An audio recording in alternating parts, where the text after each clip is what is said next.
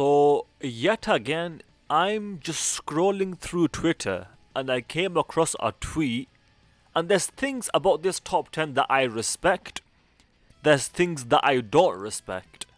But right off the bat, one thing that I definitely agree with, and that it's really sad, is that the brand new Dokkan Fest 17 and 17, the Hellfighter 17 and the normal 17, this unit is not a top 10 on this guy's list. He's not even including LRs, keep in mind. And the 17 is not even a top 10 TUR, including banner units, but still not even top 10. That is not impressive in the slightest, and that is to say the least. First, it is time for the subscriber challenge. Now I want you guys to either pick heads or tails. If you win, then you win, but if you lose, then you lose, and if you lose, you have to subscribe, because that is the challenge. So pick right now, 3, 2, 1, go. What's it gonna be? It's gonna be tails. So if you picked heads, then you lose, and if you lose, you have to subscribe, because that is the challenge. Right away, one thing that I would say that I do respect is that for Blue Kaioken Goku, he's put I don't know.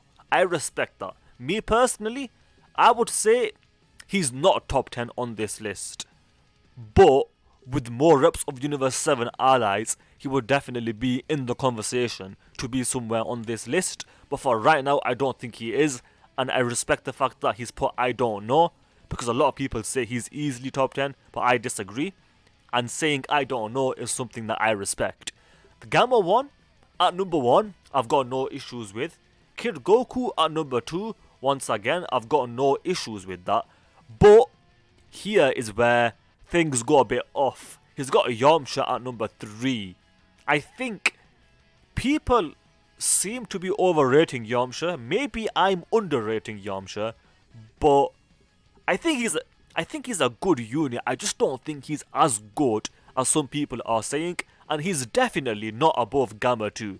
I think one thing that I will say is that I've come to appreciate the fact over time that Gamma 1 and Gamma 2 are close. I will stand by the fact that Gamma 1 is without a shadow of a doubt better, but Gamma 2 is very close, and he is definitely top 3. So put Gamma 2 at number 3.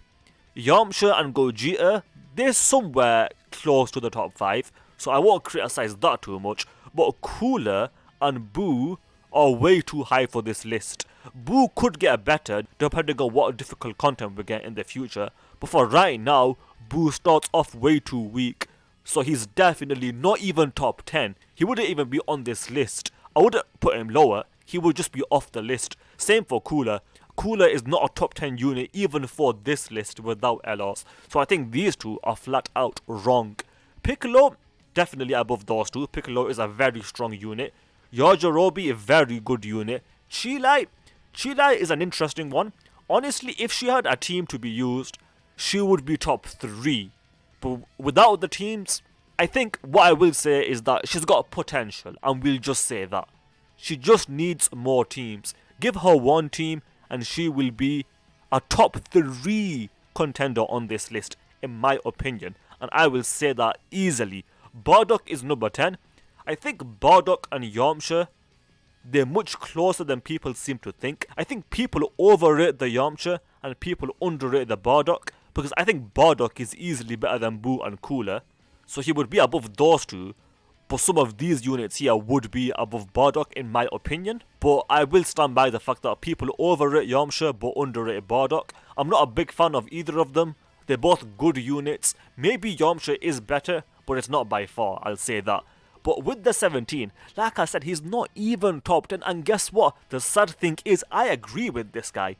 17 is not top 10. There's too many holes in the unit. I do think people seem to be underrating this unit. They seem to be overhating him. But with that said, this unit is not that impressive. There's way too many holes in this guy's kit. Firstly, he's not really got a slot 1 Juggernaut as a partner for him.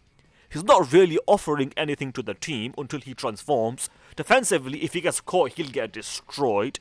For his teams though, his link set is good, I'll give him that. His leader skill is much better than people are giving it credit for.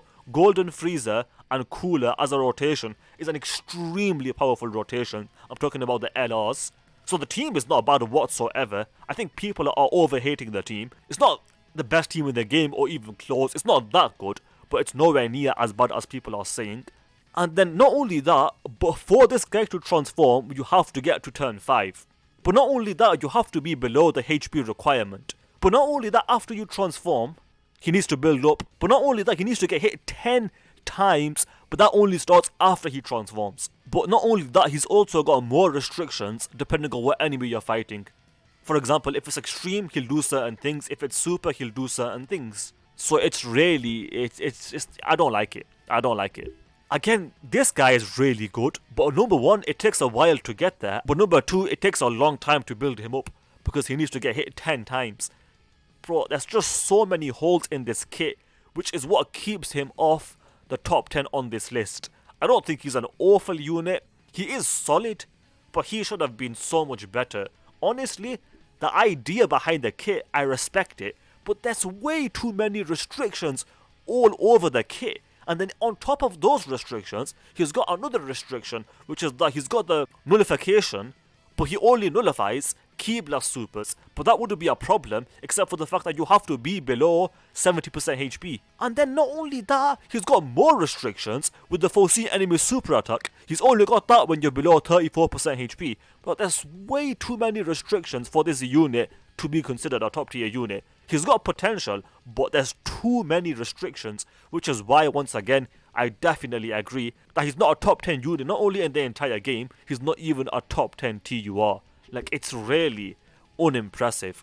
Are people over-hating him? Like I've said, I do think so, but with that said, he deserves the hit to an extent. He's not as bad as people are saying, but even with that said, I still believe he deserves the hit, because he should have been so much better. And what are those restrictions? It's so unnecessary. With that said, I hope you guys enjoyed the video. If you did, then do subscribe, especially if you failed the challenge, because that is the challenge. Also, do leave a like and comment, because those things do help out. With that said, thanks for watching, and I will see you guys next time.